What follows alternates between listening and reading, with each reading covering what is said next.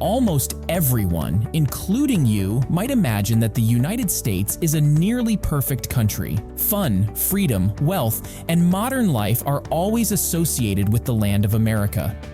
But the fact is, the United States is just like any other country. There is garbage, high crime rates, and of course, many poor people there as well. So, what is life like for the poor in a superpower like the United States? Let's take a closer look.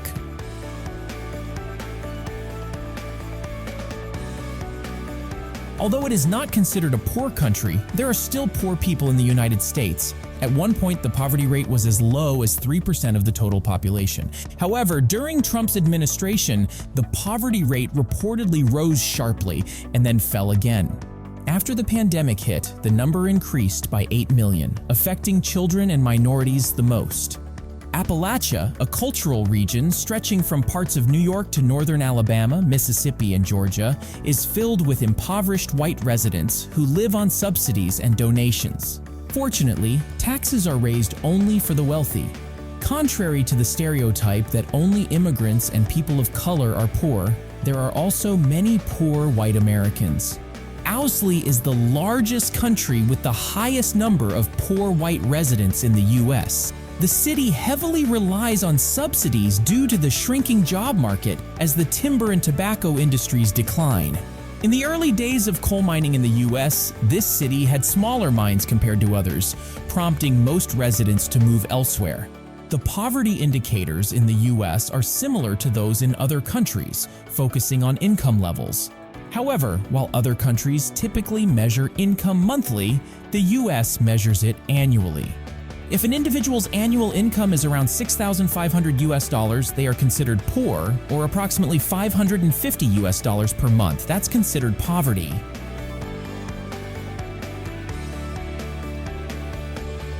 Many people in the United States face the harsh reality of homelessness. This issue affects a significant portion of the population, with over 500,000 individuals, approximately 590,000 people, lacking a permanent residence. Typically, homeless shelters are intended to address this issue, but these facilities are often at capacity. Those unable to secure a spot in these shelters resort to living on the streets, setting up simple tents. These encampments usually form in low-income commercial areas or slums across American cities. In these challenging conditions, the homeless form communities for mutual protection and support. On the streets, they face various threats, including law enforcement, fellow impoverished individuals, and other potential dangers. One well-known homeless community is located in the drainage tunnels beneath Las Vegas, a stark contrast to the bustling and glittering city above. Here, people set up tents and use survival gear similar to what hikers might use.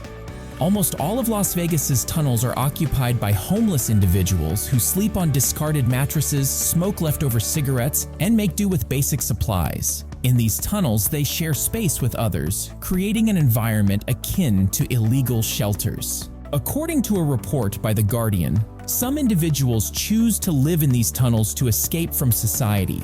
They craft their living arrangements from discarded items, including lighting, and still manage to find moments of joy together. Similarly, at one intersection in Los Angeles, numerous tents belonging to homeless individuals line the streets. Like in this vlog, showcases how people peacefully sit by the roadside, living in tents with their bicycles parked in front, resembling a makeshift tent community. In California, a state in the United States, there exists a community of homeless individuals living in conditions that almost resemble a small shantytown. These are people who cannot afford the high cost of apartments and living expenses. Some have been cast out by their families and society, living off discarded items. Despite not having a home, they often still have some valuable possessions, such as cars, in which they live as if they were houses. The lifestyle of the homeless is often depicted in numerous songs and films. Besides tents, some wander the city with shopping carts filled with their daily essentials. They typically wear multiple layers of clothing and often sit or lie on the sidewalks with cardboard signs asking for food, money, or simply sharing their life stories. Many try to earn an income as street musicians.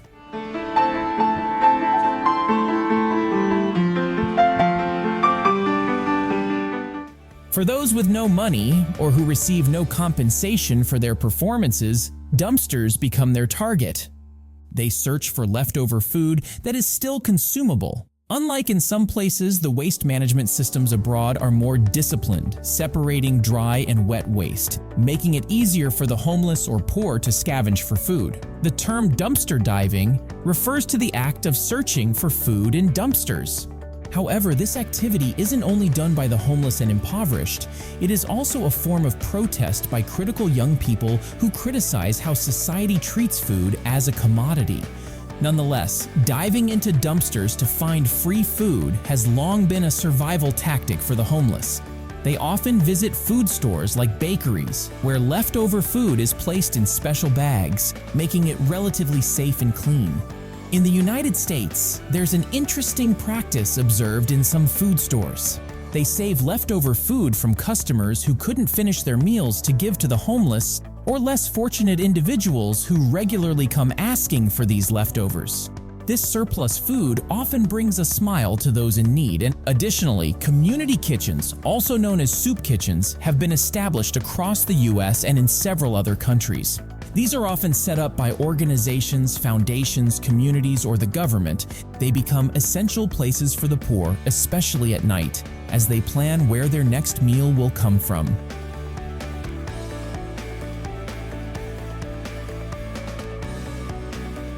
One of the positive aspects in America is the presence of many organizations dedicated to meeting the daily needs of the underprivileged. For instance, food distribution became a significant focus during the 2020 pandemic, leading to long lines of people waiting for food. Donations for such efforts come not only from organizations and government subsidies, but also from regular citizens through charity events. Those living in vehicles often drive around seeking food donation sites. Moreover, as mentioned earlier, shelters are provided as a solution to high housing costs. These shelters are managed by various entities, including nonprofits, private organizations, and government agencies. Free healthcare services are also available and heavily utilized by the poor in the US. Would you like to explore poverty in other regions? Leave a comment on which country you're interested in. See you next time.